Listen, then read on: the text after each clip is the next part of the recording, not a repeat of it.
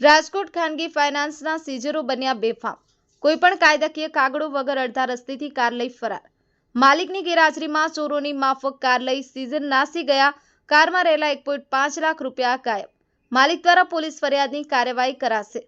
Rajkot ગુલાબભાઈએ Maruti Baleno ગાડી કહેવા માટે એસકે ફાઇનાન્સમાંથી લોન કરી હતી।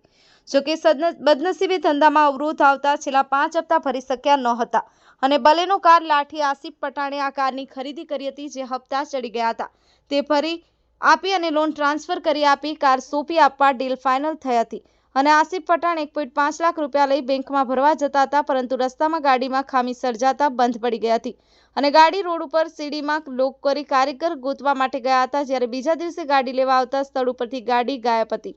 બાદમાં એક હોટલ ઉપરથી માલુમ પડ્યું કે ગાડી ફાઇનાન્સના સીઝર લઈ ગયા છે। આવી રીતે સુજીંગ કરવાનો અધિકાર આવા લુખાઓને કોણે આપ્યો છે? શું કાયદાકીય કોઈ કાર્યવાહી વગર કોઈપણ જાતની જાણકારી વગર કાર ઉઠાવી જઈ દાદાગીરી ઉપર ઉતરી આવતા આવા લુખાઓ સામે ક્યારે કાર્યવાહી થશે તેવા સવાલો લોકો ઉઠાવી રહ્યા છે। હાલ કાર સાથે અંદર રહેલા 1.5 લાખ રૂપિયા ગાયબ છે, જેને લઈ પોલીસ સ્ટેશનમાં ફરિયાદ દાખલ કરવા અરજી આપવામાં આવી છે। ત્યારે પોલીસ આમાં શું કરી શકે છે તે હવે જોવું રહ્યું।